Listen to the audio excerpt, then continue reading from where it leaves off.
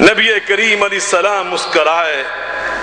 آپ نے پھر حضرت عمر فاروق کے بارے میں ایک موقع پہ فرمایا, او میرے فاروق تو کیسا ہے, کیا شان ہے تیری.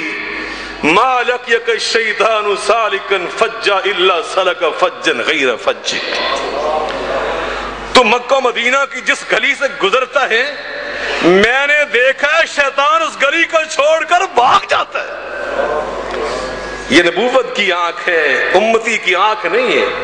مجھے اور آپ کو شیطان بھاگتا ہوا نظر نہیں آتا, میرے آقا کو نظر آتا ہے. آپ فرماتے ہیں ما لقيك الشيطان سالكا فجا الا سلك فجا غير فجك. تو جس گلی اور بازار سے گزرتا ہے شیطان تجھے دور سے دیکھ کر وہ گلی چھوڑ کے بھاگ جاتا ہے. عمر فاروق رضی اللہ تعالی عنہ, نبی کریم محمد مصطفیٰ علیہ السلام نے ایک دن حضرت عمر فاروق کو دیکھا, انہیں 3 جملوں پر مشتمل نصیحت فرمائی. آپ فرماتے ہیں البس جدیدا وعش حمیدا ومت شہیدا. میرے فاروق اچھے کپڑے پہنا کرو. عمر فاروق درویش ہو گئے, بڑے خوبصورت تھے, اسلام قبول کرنے سے پہلے لاڈلے تھے, پہلوان تھے, کوئی ان کے مقابلے میں آنے کی جرت نہ کرتا تھا. اسلام قبول کیا تو خاک نشین بن گئے.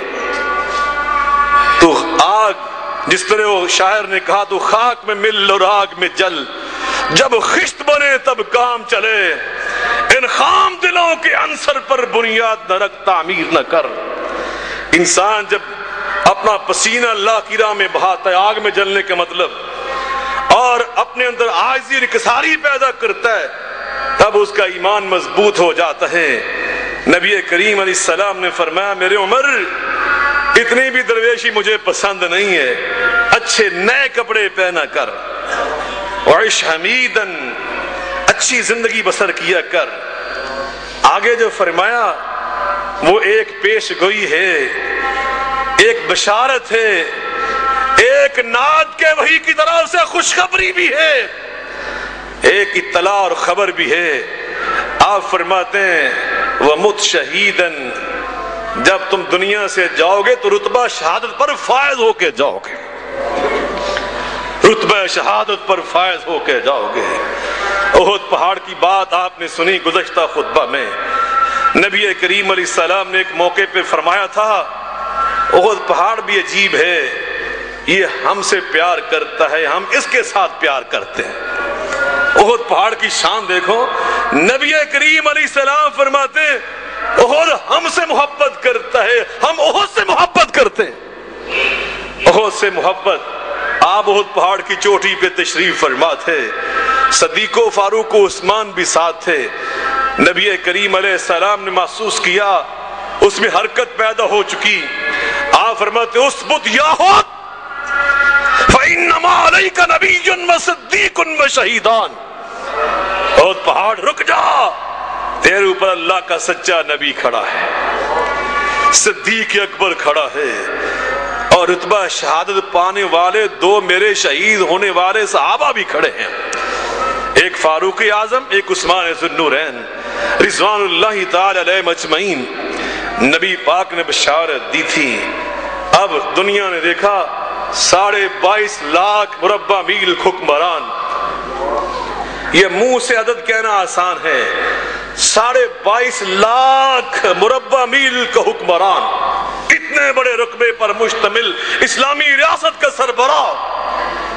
آپ کے علم میں ہونا چاہیے یہ سارا افغانستان تک کا علاقہ اور ہمارا سندھ تک کا علاقہ سرحد عمر فاروق کی ریاست میں شامل تھا.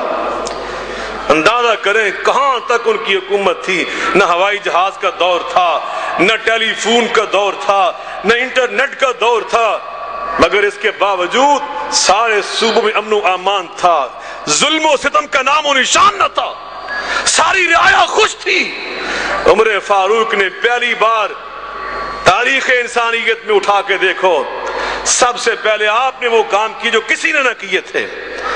داخلی امن کے لیے پولیس کا محکمہ, اس کے بانی عمر فاروق ہیں. مجرموں سے معاشرے کو محفوظ رکھنے کے لیے جیل خانے کا نظام قائم کرنے والا عمر فاروق ہے۔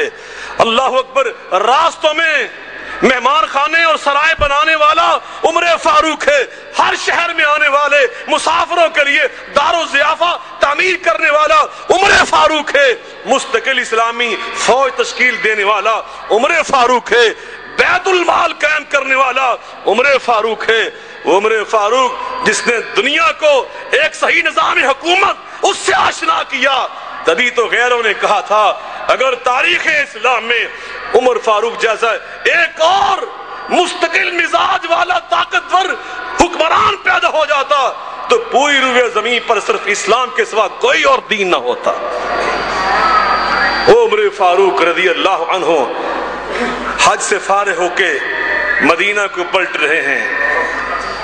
رات کا ٹائم ہے، پڑاؤ ڈالا آرام کے لیے، ساتھی سو چکے، زمین پر چادر بچھا کر اس طرح لیٹے کہ آنکھیں آسمان کی طرف چلی گئی۔ اللہ سے ہم کلام ہو گئے، اللہ سے عرض کرنے لگ گئے، اللہ اسلامی ریاست 22.5 لاکھ مربع میل تک پھیل چکی اور میں تیرا بندہ بوڑھا ہو چکا، میرے اعضاء کمزور ہو چکے، کہیں ایسا نہ ہو کہ میری یہ کمزوریاں تیری مخلوق کی خدمت میں رکاوٹ بن جائیں اور اس کی بنا پر میری نیکیاں برباد ہو جائیں۔ حکمرانوں، اسوہ سیکھو یہاں سے، دینی جماعتوں کے سرداروں وڈیروں سیکھو یہاں سے۔ یا ٹانگیں قبر میں ہوتی ہیں، عہدوں کا لالچ پھر بھی دل میں ہوتا ہے، اور یہاں فکر ہے کہیں میرے بڑھاپے کی بنا پر مخلوق کے ساتھ کوئی بے انصافی نہ ہو جائے۔ اللہ کے ہاں تو میری جواب دہی ہوگی، کہیں میری نیکیاں ضائع نہ ہو جائیں۔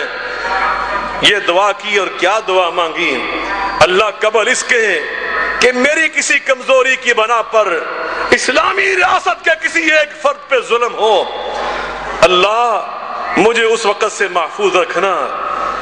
اب وہاں ہاتھ اٹھا لیے، رب کے سامنے گڑ گڑائے، آنکھیں پر نم ہو گئیں، دعا مانگی، اللہم ارزقنی شہادتا فی سبیلک، اللہم ارزقنی شہادتا فی سبیلک وجعل موتی فی بلد رسولک۔